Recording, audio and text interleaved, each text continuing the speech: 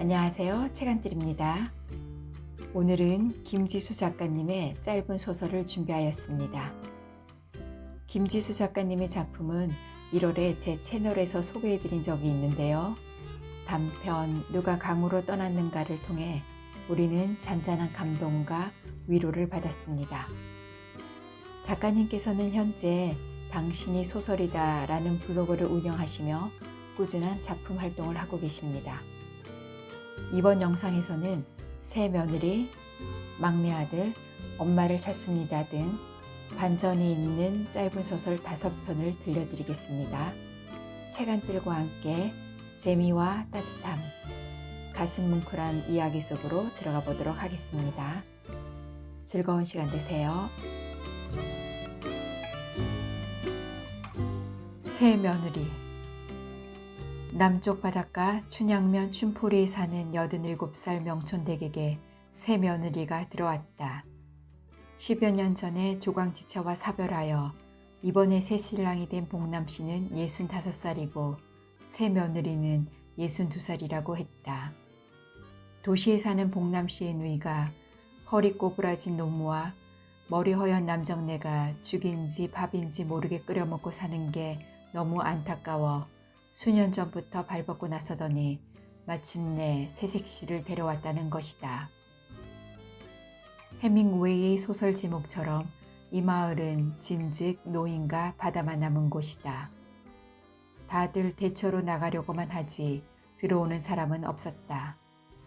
더욱이 뒷바라지 할 일만 남은 노인과 더 나이든 파파 할머니만 사는 집안에 비록 혼례는 치르지 않았지만 새 사람이 들어왔다고 하니 동네가 은근슬쩍 떠들썩했다.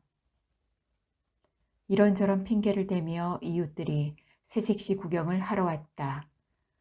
농기구 빌리러 왔다고도 하고 거둔 소채를 나눠주려 왔다고도 하고 지나는 길에 안부차 들렸다고도 했다. 동네에 이내 온갖 소문들이 퍼졌다. 복남씨 누이가 동네 식당에서 주방 보조 일을 하는 여인네에게 1천만 원 지참금을 지어주고 꼬드겨서 데려왔는데 쭈그령 고릴라 같은 천하박색이어서 신랑이 옆에 누우려고도 앉는다는 것이다. 성격은 뚱해서 인사를 할 줄도 받을 줄도 모르고 음식이라고 주물러 내놓는데 도대체 간이 맞지 않아 먹을 수가 없다고 했다. 밭일은 해본 적이 없어 호미질도 못하고 그저 주방에서 설거지만 했다는데 고추잎인지 깻잎인지도 분간을 못하더라고 했다. 와중에 시어머니 명촌댁이 세상을 떠났다. 새며느리 행태에 억장이 무너져 갔는지 아니면 그나마 짜거든 아들을 안심하고 갔는지는 알 수 없었다. 갈수록 태산이라더니 며느리는 한 달도 더 못 가서 몸져 누웠다.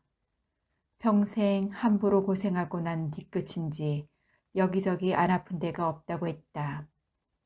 집안 식구가 편찮다니 새신랑 복남씨가 가까운 도시의 큰 병원에 데리고 갔다. 당뇨에 고혈압에 고지혈증에 관절염, 지방간 등 평생 관리하지 않은 신체가 일으킨 온갖 노인성 질환들이 겹쳐 깔끔하게 나을 수 있는 병이 아니라고 했다. 복남씨는 나이는 더 많지만 머리카락만 희게 세었을 뿐 허리도 꼿꼿하고 아직 정정했다. 멀쩡한 사람이 아픈 가족을 돌볼 수밖에 없었다. 어찌할 수 없는 신랑은 예전에 어머니를 모시듯 다시 밥을 하고 반찬을 만들고 밭농사를 지어 늦게 얻은 아내를 수발했다. 다 자기 복이지. 곁이 헛헛한 가부거나 아직도 밭일에 살림에 늙은 영감 뒷바라지에 구부러진 허리 펼날 없는 마을의 안악들은 느지막이 안방을 차지하고 들어앉아 수발을 받으며 편히 사는 명촌댁 고릴라 새 며느리가 부러워 그렇게들 아픈 배를 달래며 구시렁거렸다. 막내 아들. 이 꼴 저 꼴 더 보고 싶지 않다. 정확히 몇 년을 살아왔는지 세어본 지 오래지만 얼추 100년은 가까워진 듯하다. 거의 한 세기를 살았으니 볼 만큼 다 보았고 겪을 만큼 다 겪었다. 미련도 없고 아쉬움도 없다. 내가 없어도 세상은 이어질 것이고 남은 사람들은 주어진 섭리대로 살아갈 것이다. 얘들아, 제발 내 몸에 주렁주렁 매달린 이 연명장치 좀 떼어내다오. 그녀는 간절히 중얼거려 본다. 그러나 아무도 그녀의 목소리를 듣지 못한다. 아마 들었다 해도 단지 낮은 신음소리처럼 느껴질 것이다. 격리병실에는 그녀 혼자다. 외롭고 쓸쓸하다. 숨쉬기도 힘들고 괴로울 뿐이다. 혼몽함 속에서 천상의 세계를 그려보는 것만이 그녀에게는 최선이다. 빨리 그 환한 구원의 세계로 가고 싶다. 그러나 그녀의 뜻과 상관없이 억지로 채워진 최첨단 의료기구가 그녀를 지상에 붙들고 있다. 몇 번이나 임종할 뻔했기에 이미 자식들과 지인들과는 마지막 인사를 여러 번 나눴다. 그런데도 이 대학병원에서는 어떻게든 나를 살려놓는다. 자식들은 착하고 효성스럽다. 그 녀석들이 의료진에게 자꾸 매달리고 의사들은 최선을 다해 하늘나라로 가려는 내 발목을 붙잡는다. 주치의가 더 이상 회생 가능성이 없으니 무의미한 연명장치를 떼지 않겠느냐고 우회적으로 물었을 때 자식들은 기겁을 했다고 한다. 엄마의 생명줄을 끊었다는 죄책감과 비난 속에 살고 싶지 않았을 것이다. 그 아이들은 서너 살에 아버지를 잃었다. 유복자 막내 아들은 그 위의 누나와 5살 차이다. 그러니까 내게는 아들 둘과 딸이 하나 있다. 갑자기 젊은 가부가 된 나는 노점상부터 시작해 손에 물 마를 일 없이 억척스럽게 일했다. 오직 내가 낳아놓은 자식들을 사람답게 키우는 것만이 나의 사명이었고 삶의 희열이자 희망이고 목적이었다. 다행히 아이들은 잘 자라주었고 이제는 사회 지도층의 위치에서 제 몫을 다하며 잘 살고 있다. 하지만 막내 아들은 내 아픈 손가락이다. 그 아이는 한 번도 속 썩인 적 없는 다른 자식들과 달리 어려서부터 온갖 허튼 짓은 다 저지르고 다녔다. 그 아이 때문에 남의 부모에게 무릎도 꿇어보았고 배상도 많이 치렀고 경찰서도 숱하게 드나들었다. 그리고 지금 그 아이는 마지막 불효를 저지르고 있다. 행적을 감춘 지 오래이기 때문이다. 어디에 살아있는지 밥은 제대로 먹고 다니는지 알 수 없게 된 지 몇 년째다. 그 아이를 다시 볼 수 있으리라는 기대는 진즉에 접었다. 다음 생애에서나 그 아이와 속정을 나누며 지낼 수 있기를 바랄 뿐이다. 나이가 많아지면서 어느 정도 세상의 속성을 익혔기에 포기할 줄도 알고 내려놓을 줄도 안다. 나는 진즉에 모든 것을 체념하고 내려놓았다. 그제야 평안이 찾아왔다. 막내 아들을 이제 설사 만난다 한들 말 한마디 나눌 수 없고 눈을 떠서 얼굴도 볼 수 없다. 모든 기능이 거의 정지하다시피 한 내 육신은 그저 귀만 열려 있을 뿐이다. 의식은 희미한데 마지막까지 청각만 살아있다. 다시 말하지만 내 소망은 하루빨리 저 천상의 나라로 떠나는 것이다. 천사들의 나팔 소리가 들리는 그곳에는 내가 사랑했으나 이미 떠나보낸 모든 이들이 기다리고 있다. 그리고 나 역시 그곳에서 언젠가 그리운 이들을 맞이할 날을 기다릴 것이다. 갑자기 문이 열린다. 누군가 들어선다. 의료기구들을 점검하고 상태를 살피러 온 간호사인가 했는데 그저 가쁘고 조용한 숨소리만 들린다.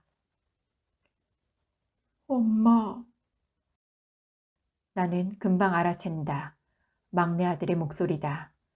그렇게나 소식이 궁금했던 막내 아들이 가만히 내 손을 잡는 듯하다.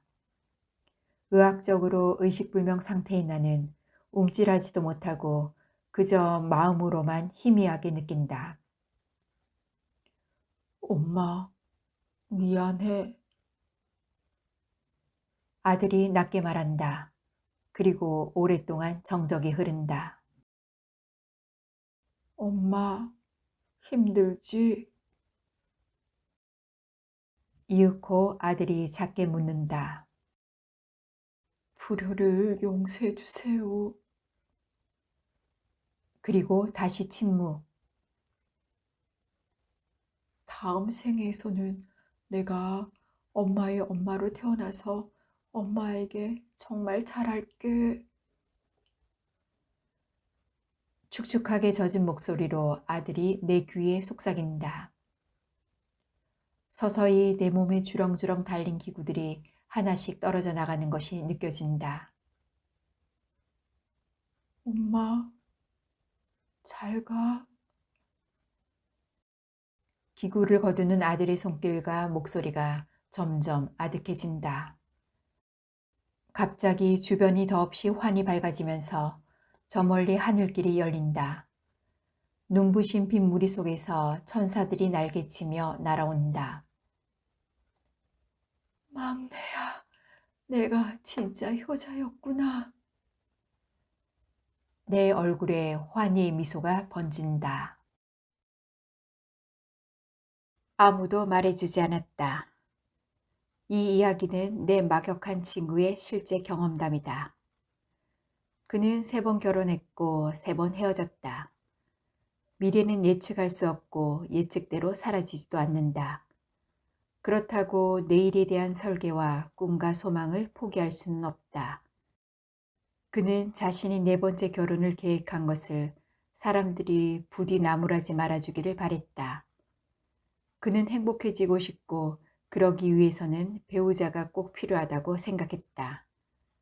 아침에 혼자 눈을 뜨고 혼자 밥을 먹고 혼자 산책하며 혼자 잠이 드는 것은 자유가 충만하고 평안하기 이를 데 없지만 나이가 들어갈수록 스스로 처량하고 측은했다. 때로 아웅다웅 다투더라도 자신의 옆에 밝은 빛과 같은 누군가 있어주기를 바랬다. 그도 그녀 옆에서 등장 같은 역할이라도 수행할 수 있기를 원했다. 그는 아직 40 중반에 불과했고 아내 외에는 거의 모든 것을 갖췄다. 이미 결혼에 여러 번 실패했지만 실패가 아니라 인생의 특별하고도 대단한 경험이라고 받아들였다. 가까운 이의 사망이나 사업 실패나 친구의 배신처럼 그건 역시 뜻밖의 구렁텅이에 잠시 발을 헛디뎠을 뿐이라고 믿었다. 그동안 참 수많은 소개팅과 맞선을 보았다. 마지막 선을 본 여자는 친구가 소개해준 고소득 전문직 골드미스였는데 시종일관 내가 당신 같은 결혼 실패자와 만나주는 것만으로도 감사하라는 태도를 보였다. 상대가 마음에 들지 않았으므로 그는 감사할 수 없었고 물론 그들은 차 한 잔을 마시는데 소요되는 시간인 20여 분 만에 헤어졌다. 사실 대부분의 상대들이 그랬다. 아닌 척하기도 하고 그녀처럼 노골적으로 드러내기도 하지만 그가 왜 3번이나 결혼에 실패했는지 어떤 커다란 결점이나 문제가 있는지 의아스러워하고 알고 싶어 했다. 그렇다고 대놓고 묻지는 않았다. 탐색의 눈초리로 살피다가 결국 그에게 딱지를 맞거나 자기가 놓기도 해서 끝났다. 정말 이렇게 생이 이어지다가 결국 돕고 놓인 고독사로 이어지는 건 아닐까. 가끔 순간순간 그렇게 불안감이 엄습할 때 그녀를 만났다. 그 골드미스가 그의 친구에게 제 친구가 그와 맞을 것 같다고 소개했다고 했다. 그는 다소 어리둥절하기는 했지만 살아보니 별의별 일도 다 있었고 또 그렇다고 좋은 인연이 맺어지지 말라는 법도 없겠다 싶어서 단순하게 수락했다. 식후 차 한 잔 가볍게 나누는 기분으로 별 기대도 없이 나간 자리에 그녀가 먼저 나와 앉아 있었다. 평균치 체격에 인물도 그만하면 괜찮았다. 무엇보다 인상이 밝고 잘 웃었다. 소리내지 않고 입꼬리만 방긋치켜 올리는 것이었는데 그에게는 아주 매력적이었다. 두 번째 만남에서 그녀가 그에게 조심스레 물었다. 정말 죄송하지만 첫 번째 결혼은 왜 실패한 것이죠? 여태 그렇게 직설적으로 물어온 이가 없었기에 그는 내심 조금 당황했으나 생각을 정리해 진실하게 대답했다. 너무 어렸습니다.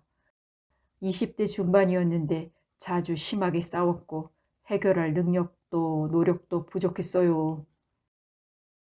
대답하면서 그는 자신의 첫 번째 문제점의 안개가 걷히는 느낌을 받았다. 아, 그랬었지. 그땐 결혼에 따르는 모든 갈등을 감당하기엔 너무 미숙했었어. 여자가 고개를 끄덕였다. 이해하는 것 같기도 하고 아닌 것 같기도 했다. 두 번째는요? 사별했어요. 사고였는데 아주 운이 없는 케이스였습니다. 그는 어쩔 수 없이 잠긴 목소리로 대답했다. 빗길에 미끄러진 대형 트럭이 맞은편 차선을 침범해 아내의 승용차를 들이받았다. 사고 현장은 주변의 만류에 막혀 목격조차 할 수 없었다. 그녀는 아연한 표정으로 고개를 조금 끄덕였다. 눈가에 안타까움과 애석함이 묻어났다. 세 번째는요? 하나부터 열까지 정말 맞지 않더군요. 함께 사는 것이 고통스러웠습니다. 그가 그렇게까지 꼬박꼬박 대답한 것은 그녀가 점점 마음에 들었기 때문이었다. 궁금하긴 하지만 묻지는 못해 엉뚱한 추측을 하지 않고 이런 식으로 예를 갖추어 확실하게 묻는 것도 분명해 보여 좋았다. 고통스럽다는 것은 어떤 것인가요? 그녀가 동그란 눈을 뜨고 가만히 그를 올려다보았다. 표현하긴 애매하지만 견디기 힘든 거 그런 거 아닐까요? 그가 조심스레 대답했다. 세 번째 결혼은 첫 번째와 두 번째의 아픔을 다 합한 것처럼 힘들었다. 어긋남을 확인하며 사는 것은 서로에게 고역과 인고의 나날이었다. 이번에는 그가 물을 차례인 것 같았다. 여자는 두 번의 실패 경험을 갖고 있다고 했다. 죄송하지만 첫 번째는 왜 헤어지셨나요? 모르겠어요. 갑자기 헤어지자고 하더라고요. 창가에 들여온 버드나무에 시선을 던지고 여자가 낮게 말했다. 방금 나뭇가지를 차고 올라가는 작은 새의 날개짓 같은 허망한 여운이 그녀의 시린 표정에 옅게 맴돌았다. 그럼에도 질문을 멈출 수가 없어서 그가 이어 더욱 조심스럽게 물었다. 두 번째는요? 그때도 마찬가지였어요. 눈시울을 내리깐 여자가 손가락으로 탁자에 무의미한 동그라미를 자꾸 그렸다. 전 잘못한 게 하나도 없어요. 모르겠어요.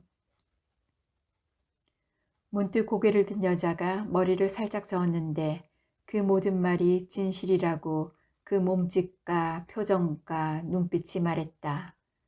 그리고 여자는 그 젖은 눈으로 여리고 어린 사슴처럼 빙긋 미소 지었다. 얼마 후 그는 미소가 더욱 아름다운 그 여자와 네 번째 결혼식을 올렸다. 그녀는 정말이지 나무랄 데가 없었다. 적당히 온유하고 적당히 당돌하고 적당히 지혜로웠다. 첫인상처럼 밝은 성품이었고 자주 웃었다. 함께 사는 게 유쾌하고 즐겁다 보니 웃을 일은 훨씬 많아졌다. 꿈꿔왔던 참으로 멋진 날들이 이어졌다. 다시 말하지만 모든 여건이 완벽하더라도 인생은 계획대로 마음먹은 대로 소망한 대로 이루어지는 건 아니다. 몇 달 후 그는 어떤 대가를 치르더라도 그녀와 헤어지기로 했다. 서류에 도장을 찍을 때 그녀가 이유가 뭐냐고 물었더니 차마 대답하지 못했다. 혹시 앞으로 그가 5번째 배우자를 찾을 때 상대가 4번째 결혼에서는 왜 헤어졌냐고 묻는다면 어떻게 대답해야 할지 모르겠다고 했다. 소름 끼치게 괴이한 웃음소리 때문이라고 내게만 어렵게 말해주었으나 그런 이유는 나조차 들어본 적이 없기 때문이다. 엄마를 찾습니다. 이름도 모르고 나이도 모른다. 얼굴도 전혀 떠오르지 않는다. 그저 평범한 아낙네, 주어진 현실에 순하게 적응해 나가는 착실한 얼굴이었던 듯하다. 굳이 더 추정해보자면 키가 다소 큰 편이고 마른 체격이었던 것 같은데 그조차 불분명하다. 이것이 그녀에 대한 내 기억의 전부다. 그래도 만나게 된다면 왠지 대뜸 알아차릴 것 같다. 그녀가 보고 싶다. 인터넷에 웹툰을 연재한 뒤 이내 베스트 작가 반열에 올라 젊은 나이에 적지 않은 경제력을 갖게 된 나는 어느 날 절필을 하고 그녀를 찾아 나서기로 했다. 인기가 오르면 오를수록 작품들이 드라마와 영화로 제작되면서 돈이 모아지면 모아질수록 몸이 아프면 아플수록 공허감이 밀려왔고 그 정신적 결핍을 메우기 위해 반드시 그녀를 찾아야 한다는 충동에 사로잡혔다. 그녀는 잠깐 내 엄마 노릇을 했었다. 어린 날 어른들에게 주워들었던 내 흐릿한 기억은 나를 낳은 엄마는 내 동생을 낳다가 죽었고 아버지는 대를 이을 아들을 갖는다는 명분으로 계속해서 새어머니를 들였다. 그렇게 왔다 간 여자 중에 한 분이 바로 내가 찾고 있는 그분이다. 아버지는 결국 마지막 여자에게서 소원하던 아들을 얻었는데 그때는 너무 늙어서 가족을 부양할 능력이 모자랐다. 늦게야 제 팔자를 한탄하는 젊은 아내에게 구박을 받다 돌아가셨는데 그 훨씬 전에 나는 독립해서 따로 살았다. 그녀를 찾기 위한 정보를 얻기 위해 내가 가장 먼저 한 일은 고향을 찾는 것이었다. 그 외에는 다른 방법이 없었다. 진눈깨비가 하얗게 흩날리던 날, 나는 차를 몰고 중학교를 졸업하던 해 떠난 이후 한 번도 다시 찾지 않았던 고향으로 향했다. 고속도로를 달리며 앞 유리창에 흩어져 쌓이는 눈발을 바라보면서 예전에 내가 집을 떠나던 날도 그렇게 눈발이 흩날렸음을 기억했다. 아마도 그 때문에 그날 충동적으로 운전대를 잡았는지도 모르겠다. 고속도로와 지방도로를 4시간 가까이 달린 후에야 마을 어귀에 도달했다. 길이 많이 바뀌어 내비게이션을 몇 번이고 확인해야 했다.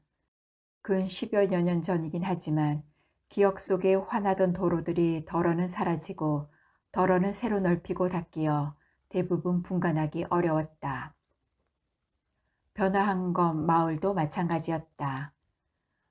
너른 들판에는 푸르른 농작물 대신 검거나 하얀 비닐하우스들이 새로 이주를 기다리는 거대한 집단 수용시설처럼 질비하게 들어섰다. 옹기종기 나부죽이 엎드려 있던 집들은 다양한 색감의 양기와를 얹은 농가주택으로 대부분 바뀌었다.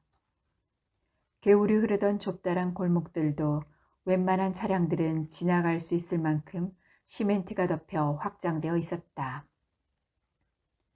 마을 어귀에 차를 세우고 주위를 이리저리 둘러보던 나는 내가 자란 만큼 마을도 자랐고 내가 세상과 타협하며 제 순수한 모습을 잃어가던 만큼 이 마을 역시 크게 변화하였음을 확연히 깨달았다.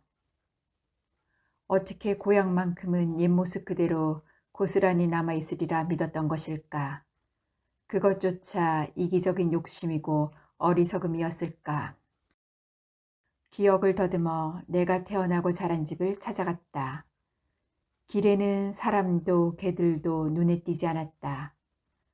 입 떨어진 감나무 꼭대기에 앉은 까마까치 2마리만 깍깍거리며 어딘가를 열심히 두리번거리고 있을 뿐이었다. 예전에 알던 마을 사람들과 우연찮게 부딪힐 일이 기대되기도 하고 두렵기도 했다. 한참 주변을 헤맸지만 내가 살던 집터를 확실히 추정할 수 없었다. 집더미가 쌓여있던 외양간, 평상이 놓여있던 마당, 반질거리던 장독들 아래 채송화와 분꽃과 민들레가 자라나고 숙제를 하거나 그림을 그리던 좁은 쪽마루, 신발을 물고 가는 강아지에게 빗자루를 던지고 방문을 열면 침침한 어둠이 고여있던 작은 방들, 해마다 이영을 새로 얹던 초가지붕집은 어디에도 없었다. 까마까치처럼 이 집 저 집을 두리번거리는 내 옆을 한참 만에 지나가던 승용차 한 대가 한 발 앞에 서더니 앞유리창이 스르륵 내려졌다. 혹시 카도지 큰딸 아니요? 반백의 어떤 중노인 남자가 대뜸 그렇게 물었다. 네, 하고 내가 대답하자.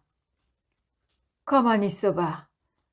저만큼 앞에 공터로 가서 주차를 한 허리 구부정한 아저씨가 차에서 내려 이쪽으로 걸어왔다. 살던 집 찾아온겨? 따 땡칠이 아저씨요. 지금은 이장하고 있구먼. 아저씨가 하하 웃었다. 왜 나가신가 했네. 조그맣더니 이렇게 나컸구먼. 여기 카도집 있던 자리잖아. 누군가 하고 자세히 봤더만 어릴 적 얼굴이 조금 있어. 아버지 닮았잖아. 내가 어디서 듣기로 그림 그려서 큰돈 번다는디 맞는겨? 어려서부터 여기저기 사방에 낙서하고 다녔잖아. 그 뭐시냐? 화가가 된겨? 얼굴은 익숙하지 않았지만 느리면서도 정겨운 목소리에 절로 미소가 나왔다. 이렇게 단번에 나를 알아볼 사람을 만날 줄 몰랐다. 절로 과거로 회귀한 느낌이었다. 살던 사람들은 거의 다 땅 팔고 떠났어. 이제는 새로 들어온 외지인들이 더 많이 살아. 돈 되는 신작물 개발들을 하느라 농사도 비닐하우스가 대세요. 무섭게 변했지? 그가 목장갑 낀 손을 휘저으며 마치 내 마음속을 꿰뚫어 보듯 말했다.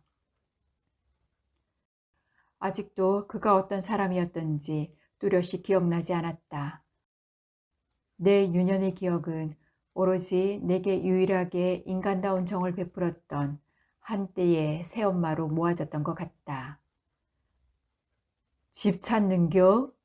요 언저리부터 저기 거정일 텐데 싹 밀어불고 새로 앉혔으니 모를만 하지. 아, 예, 제가 다름 아니라. 채 듣지도 않고 그가 주위를 휘둘러 보았다. 아, 길에서 이러지 말고 어디 앉아서 얘기해야지. 바람 차다고 아가씨 보고 차에 같이 들어가자고 할 수도 없고. 잠깐 저기 정자에 앉으면 되겠구먼.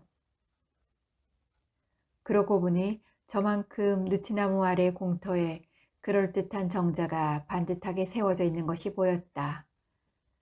그가 정자 바닥에 깔린 눈자국과 허접 쓰레기들을 치우는 사이 나는 내 차에서 얼른 홍삼 음료 한 박스를 꺼내왔다.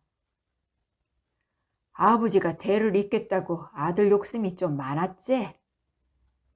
음료를 받아들며 그가 웃었다. 아버지가 들인 여자들은 과부거나 미혼으로 늦게까지 홀로 사는 아주머니거나 나름대로 사연이 있어 의지가지 없이 떠돌이 같은 여자들이었다고 그가 말했다. 지금 같으면 택도 없지만 그때만 해도 다들 험하게 살았으니까. 나는 그 어머니들에게 고분고분하지 않았고 절대로 엄마라고 부르지 않았으며 그들은 내가 자신들의 어긋난 삶의 화풀이 대상이었다.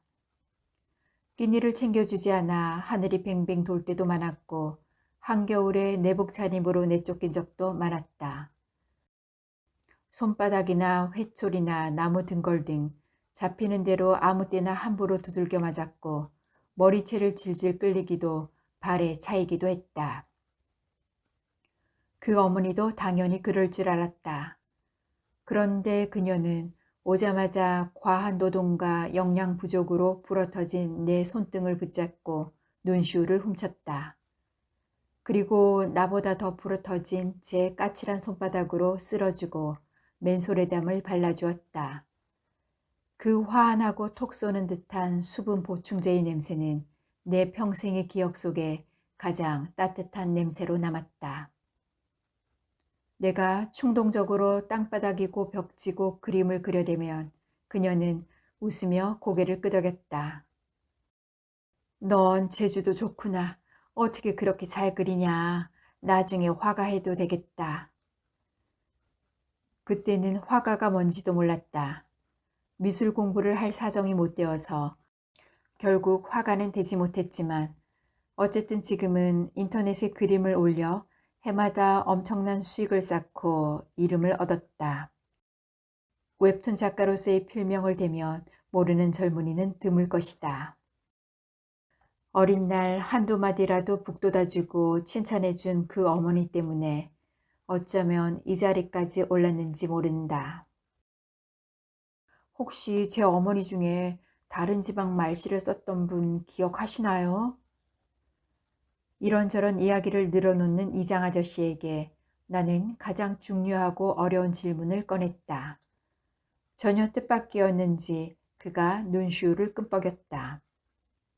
뭔가 남달랐던 그녀의 말투 외에는 차별질 특징이 아무것도 없어 그렇게 묻고 나는 간절한 눈빛으로 아저씨를 바라보았다. 그가 이내 고개를 저었다. 잘 모르겠구먼. 남의 가정사고 자네 새엄마야 또 워낙 자주 바뀐 바람에. 바람이 더욱 차가워지더니 다시 진눈깨비가 날리기 시작해서 우리는 자리에서 일어섰다. 여기도 경로당이 있지요? 내가 물었다. 조금 전 골목을 지나올 때 시멘트로 올린 2층 건물에 얼핏 경로당이라는 간판이 붙어 있는 듯 했다. 있제. 근디 어른들은 별로 없어. 요양원 가거나 자식들이 모셔갔지. 운영 계좌를 알려주시면 제가 희사금을 조금 넣어드릴까 합니다. 아저씨는 괜찮다고 했지만 나는 굳이 계좌번호를 받아 적고 그와 헤어졌다. 며칠 후 이장으로부터 전화가 왔다. 병원으로 가는 승용차 아니었다. 아저씨는 보내준 희사금을 고맙게 잘 받았다는 인사와 함께 한 가지 소식도 전해주었다. 경로당의 한 할머니가 성품이 고왔던 어머니 한 분을 기억하며 그가 정주댁이라 불렸고 왼쪽 뺨 아래 심하게 얽은 자국이 있다는 말을 했다는 것이다. 왜 그 생각을 못했던 것일까? 이제 더듬어 보니 그 어머니 한쪽 뺨 아래 얼룩덜룩한 자국을 보았던 기억이 그제야 희미하게나마 떠올랐다. 그날 오래전에 예약하고도 자꾸 미뤘던 수술을 했다. 갑상선 암이었고 의사는 더 이상 연기할 수 없다고 했다. 보호자로 부를 만한 가족이나 피부치가 없어 부득이 직장에 다니는 친구에게 도움을 청했다. 수술은 생각보다 커졌고 후유증이 지속되어 입원이 길어지자 친구가 업무가 밀린 자기 대신 센터에 부탁해 간병 도우미를 불렀다고 알려주었다. 이후에도 원인 미상의 발열로 온몸이 뜨거웠다. 간호사와 의사가 번갈아 드나들었고 나는 결국 이렇게 원인 미상의 세상을 살다가 홀로 외롭게 떠나나 싶어 눈물이 흘렀다. 그렇게 혼몽한 상태로 누워있는 그때 병실 문이 살며시 열리며 한 나이 든 아주머니가 조심스레 들어왔다. 저 간병인 부르셨죠? 열에 뜬 얼굴로 나는 키가 조금 크고 온순하게 생긴 그 아주머니의 왼쪽 턱 아래 심하게 얽은 자국을 꿈처럼 바라보았다. 가난한 그 남자. 은혜가 결혼을 한다고 했을 때 나는 무척 걱정이 되었다. 착하고 맑기만 해서 누군가에게 복노릇할까봐 늘 조심스러운 친구였기 때문이다. 은혜는 너무 힘들게 살았다. 찢어지게 가난하다는 표현이 있는데 은혜는 실제로 정말 찢어지게 가난해서 찢어진 옷을 늘상 입고 다녔다. 아버지는 술에 절어 살았고 어머니는 행상을 다니느라 줄줄이 4명이나 되는 자식들의 건사를 제대로 하지 못했다. 초등학교 입학식 날 짝꿍이 된 그 애는 차림부터 너무 허름해서 학교 친구에 대한 내 기대치를 이상한 방식으로 무너뜨렸다. 얼마나 오래 입었는지 아니면 입던 옷을 물려받은 건지 늘어지고 소매가 해진 스웨터에 무릎이 다른 뭉퉁하게 짧은 바지를 입었다. 입학 첫날이라 한껏 차려입고 온 대부분의 아이들과 너무 차별되는 차림이었다. 첫인상과 달리 나는 그 아이와 곧 친해졌다. 동생들을 돌보느라 등교는 매일 늦었고 준비물조차 제대로 갖춰오지 못하는 처지에 은혜는 늘 밝고 친절하고 다정했다. 언젠가 집에 한번 놀러 갔더니 구정물 냄새나는 개천가 주저앉을 듯 지붕 납작한 집에 살고 있었는데 대낮인데도 어두컴컴한 방 안에 고만고만한 동생들이 나란히 둥근 소반에 둘러앉아 점심을 먹고 있었다. 밥상 위에는 시커먼 보리밥과 새우젓 한 종지가 전부였다. 우리 집 형편도 그다지 변변치는 않았지만 친구의 가난은 정말 가슴이 아팠다. 우리는 그렇게 6년을 같이 다녔고 중학교도 같이 다녔다. 지방은 학교가 많지 않아서 거의 그대로 진급하고 진학했다. 때문에 나는 은혜가 계속해서 얼마나 어렵게 살아가는지 어느 누구보다 더 잘 알았다. 아버지는 병안으로 누웠고 큰딸인 은혜는 엄마와 함께 일찍부터 거의 가장 노릇을 했다. 시장 어기 바닥에 노점을 깔고 채소든 과일이든 해물이든 닥치는 대로 팔았다. 틈틈이 빈병이나 박스를 수거해서 고물상에 넘겼고 새벽에는 신문 배달과 우유 배달을 했다. 온갖 막일에 손등이 늘 부르터 갈라터져 있곤 했다. 그 와중에도 어머니가 푼푼히 모은 돈을 사기당했고 착하기만 한 은혜도 남을 돕다 오히려 피해를 입기도 했다. 내가 보기에 정말 대책 없는 친구였다. 자신의 노고는 당연하게 여기고 가족에게고 이웃에게고 그냥 헌신하기만 할 줄 아는 아이였다. 중학교를 졸업하고 은혜는 상업고등학교로 갔고 나는 인문고로 진학하면서 우리는 생활 반경이 달라졌다.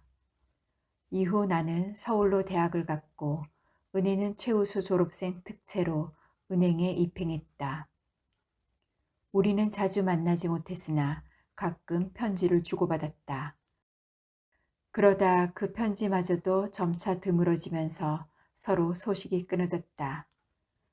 눈에서 멀어지니 마음에서도 멀어졌다기보다는 각자 사는 방식에 적응하기 바빴기 때문일 것이다. 가끔 은혜가 생각나면 나는 그 아이가 아직도 누군가에게 헌신적인 희생자 노릇을 하고 있는 건 아닌지 괜히 걱정이 되었다. 대학을 졸업하고 취업 준비에 바쁘던 어느 날 은혜로부터 전화가 왔다. 나 공항이야. 약간 들뜬 목소리로 은혜가 말했다. 뭐라고? 김포? 아니, 인천. 뭔 소리? 어디 가니? 응, 호주에 가게 됐어. 어떻게? 여행 가니? 공부하려고. 비행기 출발 시간이 2시간 정도 남아 있었다. 나는 집에서 입은 옷차림에 가디건만을 걸친 채 급히 전철을 타고 인천공항으로 나갔다. 다행히 얼마 동안 은혜와 얘기를 나눌 수 있었다. 은행원으로 몇 년 근무했으니 좀 더 살만해져 세련되어 있겠지 싶었으나 은혜는 예전처럼 수수하고 소박했다. 공부가 너무 하고 싶어서 퇴근하고도 저녁에 이런저런 아르바이트를 해서 돈을 모아 호주로 어학연수를 간다는 것이었다. 아버지는 돌아가셨고 동생들도 어느 정도 자립을 해서 이제야 꿈을 이룰 수 있다고 했다. 나는 은혜의 손을 꼭 잡고 진심으로 행복하고 자유로운 경험을 하고 오기를 빌어주었다. 떠나는 날까지도 일에서 헤어나지 못했을 그 손은 그때도 거칠고 메마르게 느껴졌다. SNS와 영상통화가 대세인 세상이었으나 우리는 학창시절처럼 여전히 예쁜 편지지에 쓴 손편지를 주고받았다. 공들여 또박또박 글을 쓸 때면 어린 날의 순수한 우정이 더욱 되살아나곤 했다. 얼마 있지 않아 은혜는 그곳에 주재하는 한국계 상사의 아르바이트 자리를 구했다고 전해왔다. 나는 화가 났다. 공부를 하러 갔으면 하고 싶은 공부나 하면서 즐길 일이지 또 일을 한다니 도대체 왜 평생을 그렇게 사느냐고 쏘아붙였다. 일복을 타고났나 보다고 은혜는 평소처럼 명랑하게 달래듯 답장을 했다. 그로부터 몇 달이 지난 후 나는 은혜가 연애를 시작한 것을 알게 되었다. 그 대기업 해외 지사에는 한국에서 파견 나와 근무하는 남자 직원이 있었는데 따로 만나 밥을 먹고 산책을 하고 근교 여행을 다닌다는 것이다. 아마 결혼을 하게 될 것 같다고도 했다. 궁금함을 참지 못한 나는 손편지고 뭐고 곧장 메시지를 보냈다. 어떤 남자니? 그냥 좋은 사람. 집안은? 6남매 중 장남이래. 맙소사. 그러게 나처럼 힘들게 살았나 봐. 아직도 부모 복량하고 동생들 뒤치다꺼리 해야 한다네. 그렇게 직접 말했어? 응, 그래도 괜찮냐고 묻더라. 그래, 뭐랬어? 좀 고민스럽긴 했지만 괜찮다고 했어. 아이고, 이런, 너 정말 괜찮겠어? 어쩌겠어. 그것 때문에 헤어지긴 싫어. 진짜 좋아하는구나.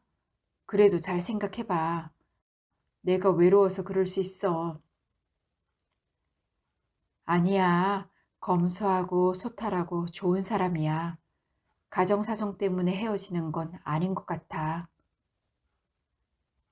에고, 그래도 그렇지. 난 그저 어이가 없네. 내 머릿속에 턱이 깨져나간 소반에 둥글게 모여 앉아 수저로 새우젓을 뜨던 아이들의 얼굴에 겹쳐 궁색한 시댁의 바글바글한 여섯 형제를 거두는 은혜의 모습이 떠올랐다. 생각할수록 정말 기가 막히고 어이가 없었다. 은혜는 한국에 들어와 결혼식을 올렸다. 나는 여태 그렇게 화려하고 경건한 결혼식을 본 적이 없다. 알고 보니 남자네 집안은 준재벌급의 품성도 훌륭한 분들이었고 남자는 돈만 쫓는 여자들이 싫어 은혜를 떠보았다는 것이다. 은혜는 시부모로부터 결혼 선물로 강남의 빌딩을 증여받았다고 정말 기가 막히고 어이가 없었다고 말했다.